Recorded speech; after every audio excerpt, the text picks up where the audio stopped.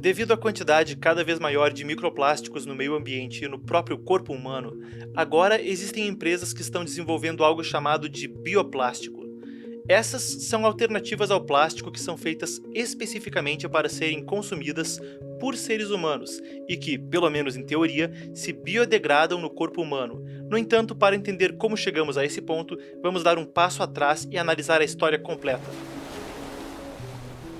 Nesse momento, não é exagero dizer que nós, como sociedade, estamos virtualmente nadando em microplásticos. Eles estão em toda parte, inclusive dentro de nossos próprios corpos. De fato, nos últimos 6 anos, mais e mais estudos têm sido publicados mostrando exatamente isso. Por exemplo, no ano de 2018, pesquisadores da Universidade Médica de Viena publicaram esse estudo, que naturalmente chocou o mundo porque, pela primeira vez, revelou que microplásticos foram descobertos dentro do corpo humano. Nesse estudo, foram coletadas amostras de fezes de participantes de 8 países diferentes.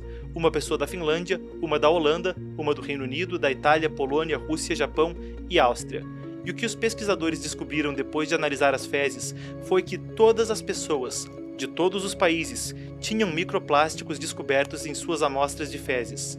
Em todas as 8 foram detectados microplásticos nas fezes, em média 20 partículas de microplástico por 10 gramas de excremento. Conseguimos detectar 9 tipos diferentes de plásticos com tamanhos que variam de 50 a 500 micrômetros.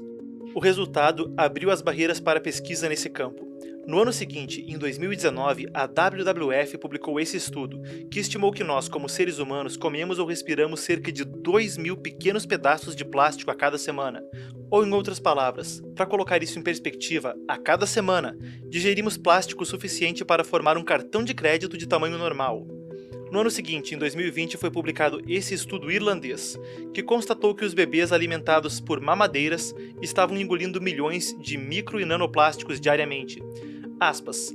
Já se sabia que os microplásticos no meio ambiente contaminavam alimentos e bebidas humanas, mas o estudo mostra que a preparação de alimentos em recipientes plásticos pode levar a uma exposição milhares de vezes maior. O processo de altas temperaturas recomendado para esterilizar garrafas plásticas e preparar leite em pó fez com que garrafas liberassem milhões de microplásticos e trilhões de nanoplásticos ainda menores.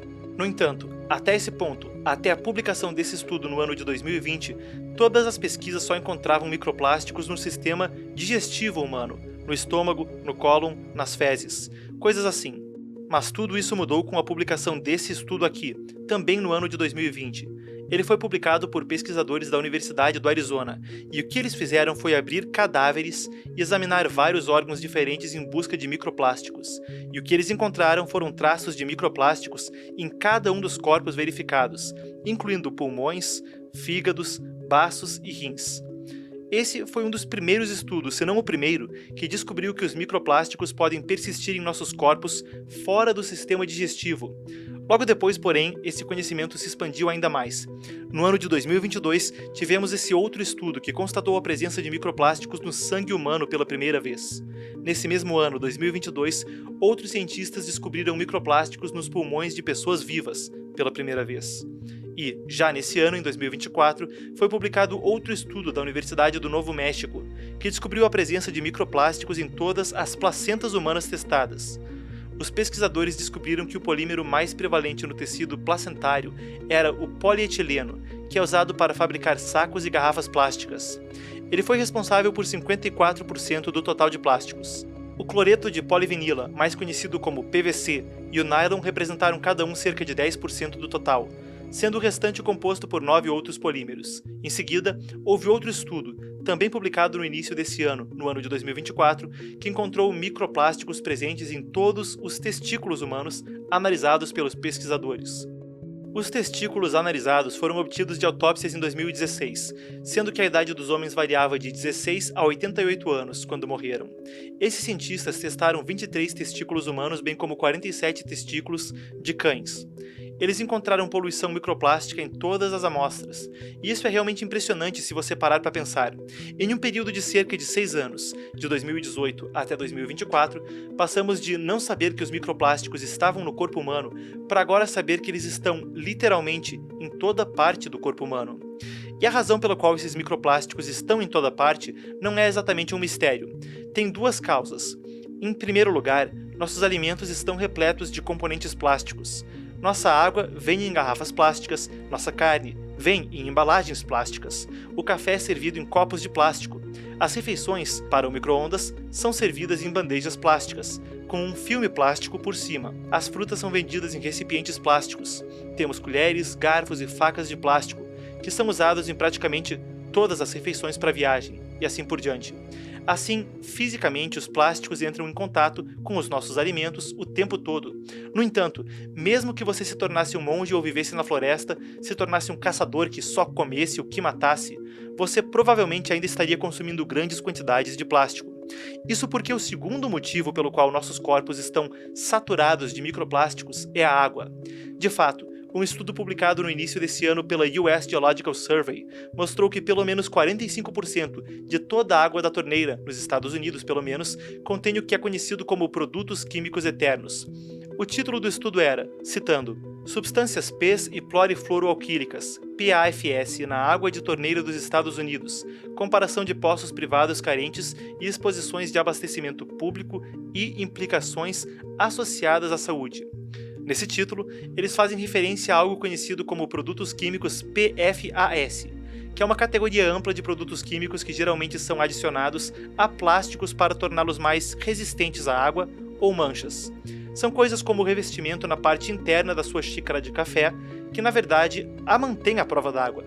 É muito conveniente, mas o problema é que quando a xícara de café entra em contato com a água, esses produtos químicos eternamente presentes no revestimento são jogados no ralo e entram no sistema coletivo de abastecimento de água. E quando os produtos químicos PFAS entram na água, eles ficam lá por muito tempo. Há uma razão para serem chamados de produtos químicos eternos. Todos os produtos químicos PFAS em nível molecular contêm átomos de carbono ligados a átomos de flúor. E essas cadeias moleculares são importantes porque as ligações entre o carbono e o flúor são tão fortes que não podem ser rompidas pela água. Elas não podem ser quebradas pelas enzimas das bactérias e não podem ser quebradas pela maioria dos outros meios naturais. Elas permanecem no corpo humano e no ambiente natural por um tempo muito longo, e também são muito estáveis, mesmo quando estão submersas na água, de modo que podem literalmente viajar milhares de quilômetros de sua fonte original sem se degradar. E mais uma vez, é exatamente por isso que as pessoas se referem a eles como produtos químicos eternos, porque uma vez que estão lá, uma vez que estão no ambiente, é muito difícil se livrar deles. Portanto, se você bebe a água, recebe os microplásticos. Se você comer carne que bebeu da água, você recebe os microplásticos. Se você come os peixes que nadaram na água, você recebe os microplásticos. Além disso, o que agrava ainda mais o problema é o fato de que a maior parte da poluição plástica na água vem da Ásia. Na verdade, apenas 9 países, Filipinas, Índia, Malásia, China, Indonésia, Mianmar, Vietnã, Bangladesh e Tailândia, respondem coletivamente por 80% de toda a poluição plástica nos oceanos do mundo todo. Isso significa que mesmo que o Brasil ou os Estados Unidos ou outros países encontrassem uma solução para si mesmos, uma solução localizada, isso não seria suficiente. O meio ambiente está ficando muito poluído pelas nações asiáticas, em sua maioria em desenvolvimento. O que isso significa na prática é que qualquer alternativa viável aos plásticos e aos produtos químicos eternos deve ter duas características. Em primeiro lugar, deve ser barata, pois somente se for barata será amplamente adotada por todos, inclusive pelas nações em desenvolvimento na Ásia. E em segundo lugar, deve ser boa. Qualquer alternativa ao plástico deve ser, no mínimo, tão boa quanto o que está substituindo. Não é possível fazer com que milhões de pessoas nas Filipinas parem de usar canudos de plástico quando a alternativa é um canudo de papel que se dissolve minutos depois de chegar à bebida. Assim, com esse contexto, vamos discutir uma solução que está sendo trabalhada no momento. Se por acaso você comprou alguma comida de fast food nos últimos anos, há uma boa chance de que sua comida tenha sido servida em uma embalagem de papelão fibroso à base de plantas. Também há uma boa chance de que em algum lugar do seu pedido, talvez no recibo, talvez no fundo da caixa ou em algum lugar do cardápio, mas em algum lugar, muito provavelmente havia uma mensagem de marketing informando que o produto era ecologicamente correto, sustentável, feito de algum tipo de material reciclado e que talvez fosse até biodegradável. Tudo isso é um fenômeno relativamente novo, que muitas franquias de restaurantes estão adotando, aparentemente para ajudar o meio ambiente, mas também para aumentar suas pontuações de ESG. Ao reduzir o uso de plástico descartável de uso único, os ambientalistas dão a essas empresas uma classificação ESG mais alta, e portanto isso é bom para seus investimentos.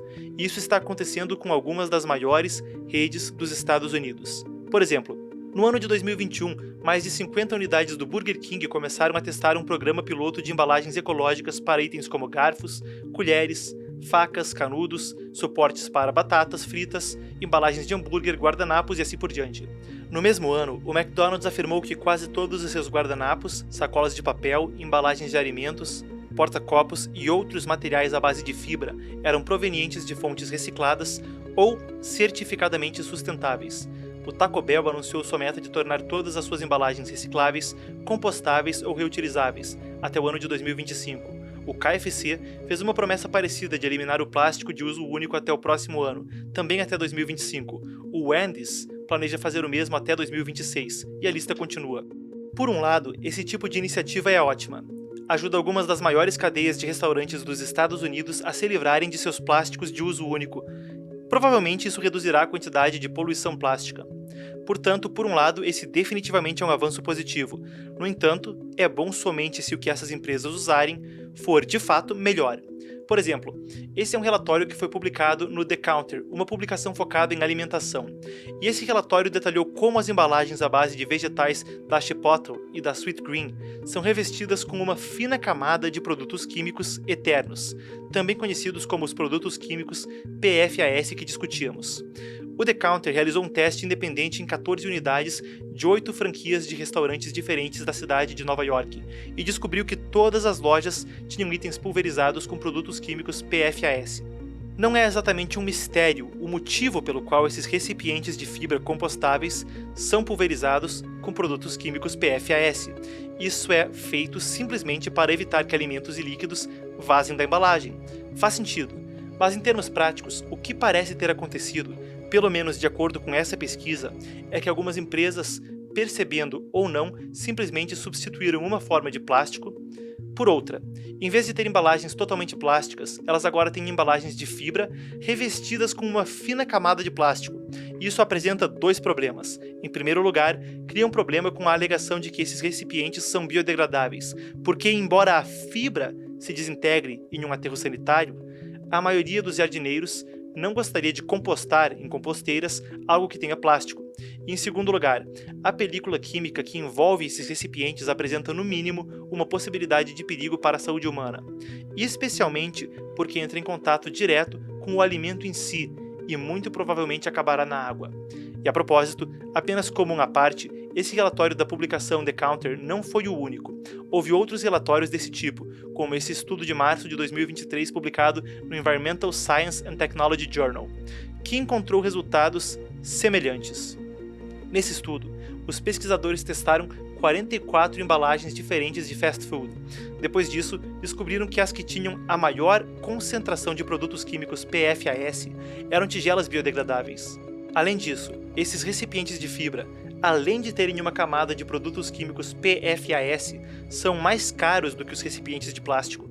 Portanto, essa não é uma solução viável. Mais uma vez, as pessoas nas Filipinas, que representam cerca de 35% de toda a poluição plástica nos oceanos, não estão dispostas a mudar para um recipiente de fibra mais caro. No entanto, há uma esperança real no horizonte de uma solução realmente viável para esse problema.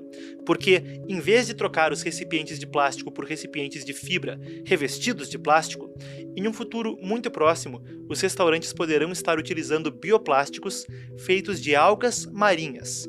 E embora o termo bioplástico possa soar distópico, essas alternativas à base de algas marinhas podem, na verdade, ser a solução perfeita, pois podem ser fabricadas de forma totalmente natural, sem nenhum produto químico eterno ou PFAS.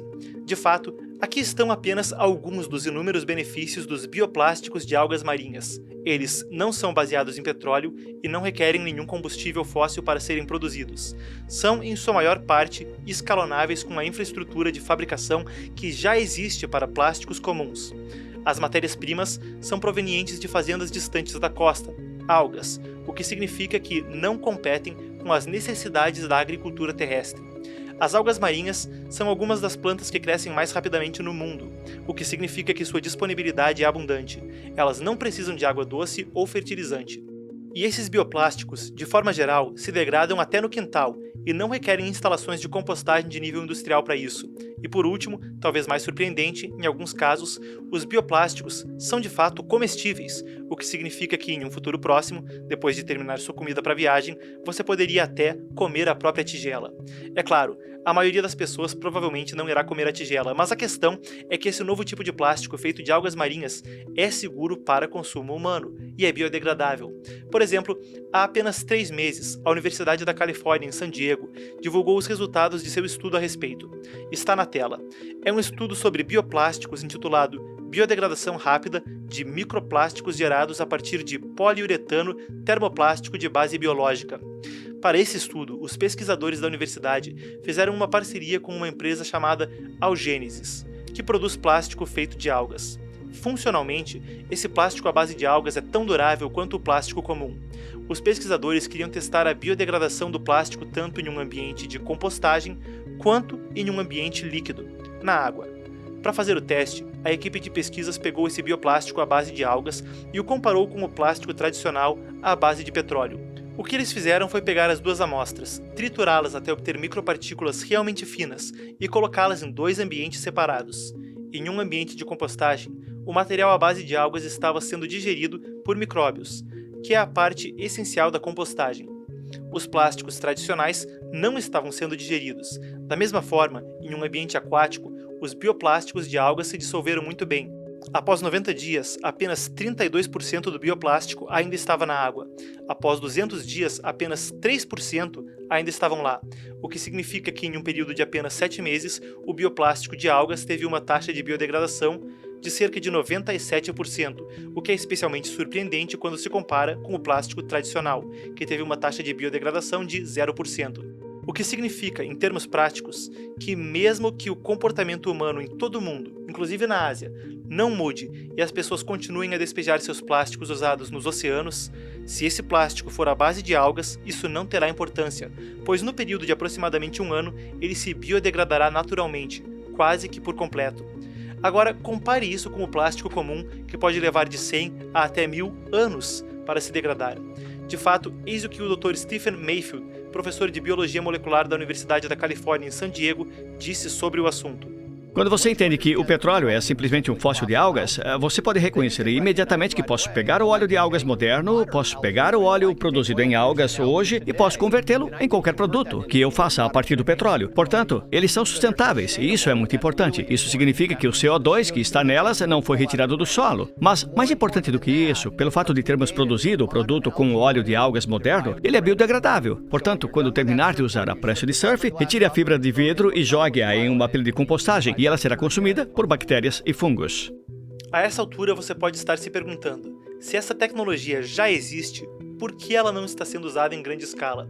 E a resposta para isso é bastante simples. O que parece ser a única desvantagem é o preço. No momento, do ponto de vista econômico, esses recipientes de bioplástico à base de algas marinhas não conseguem competir com o baixo custo dos plásticos normais de combustível fóssil. Entretanto, isso pode mudar em breve. Há várias empresas que estão trabalhando ativamente no problema da viabilidade financeira. Na verdade, no ano de 2020, uma organização de proteção ambiental chamada Lonely Whale, ou Baleia Solitária em português, fez uma parceria com a empresa de moda Tom Ford para lançar algo chamado Unwrap the Future. Veja o que diz no site. Em 2020, a Lonely Whale lançou o Unwrap the Future, um programa plurianual em 3 fases com uma missão ambiciosa: começar a escalar alternativas ao plástico tradicional de filme fino, que é responsável por quase metade da poluição anual de plástico nos oceanos. As alternativas, claro, teriam que ser seguras para a vida marítima. Together with Lonely Whale, we launched the Tom Ford Plastic Innovation Prize to effect the largest commercial shift away from thin film plastic. E 3 anos após o lançamento, em março de 2023, essa iniciativa anunciou o vencedor de seu prêmio de inovação em tecnologia de plástico, no valor de $1,2 milhão. Todos os 3 vencedores do grande prêmio eram empresas que produzem bioplásticos a partir de algas marinhas de vários tipos, com todos esses bioplásticos sendo projetados para se decompor e biodegradar naturalmente. As 3 empresas vencedoras foram a Sway, sediada nos Estados Unidos, a Zero Circle, sediada na Índia, e a Not Plus, sediada no Reino Unido. O projeto vencedor do terceiro lugar da Not Plus foi um revestimento para embalagens de fast food que utiliza algas marinhas em vez de produtos químicos PFAS. Basicamente, seu projeto permite que embalagens de fast food feitas de fibra sejam cobertas por uma fina camada de revestimento derivado de algas marinhas, o que evitaria o vazamento de alimentos e bebidas, mas ao mesmo tempo não seria tóxico para o consumo humano. E o que é interessante é que essa empresa já tem um protótipo para o seu produto, chamado de cápsula Uhu. É uma bolha comestível feita de algas marinhas que substitui garrafas de água.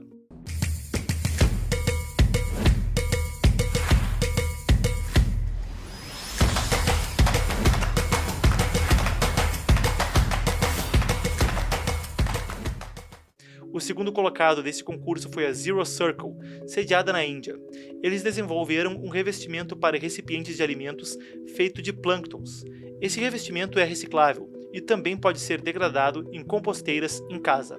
Na verdade, em água fervente o filme plástico se dissolve em apenas alguns segundos. Na água do mar, ele se dissolve em algumas horas, e em uma pilha de compostagem leva apenas cerca de 4 meses. Eles planejam começar a vender seus produtos ainda esse ano, para fabricantes de filmes para vários produtos diferentes. The company plans to begin selling pellets by 2024.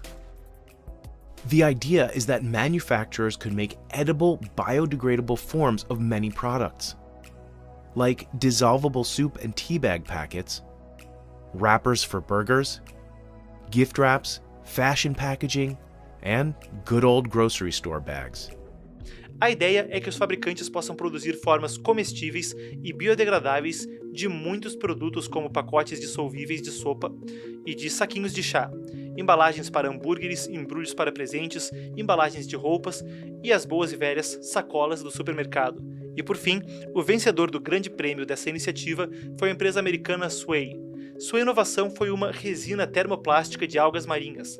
Ela é feita de algas marinhas. Você pode degradá-la em casa e, talvez o melhor de tudo, a resina de algas marinhas dessa empresa se integra bem à infraestrutura de fabricação de plástico que já existe, o que significa que essa empresa pode usar a resina de algas marinhas com máquinas de plástico já usadas em países do mundo todo, tornando a mudança muito mais fácil, muito mais barata, mais realista para ser implementada.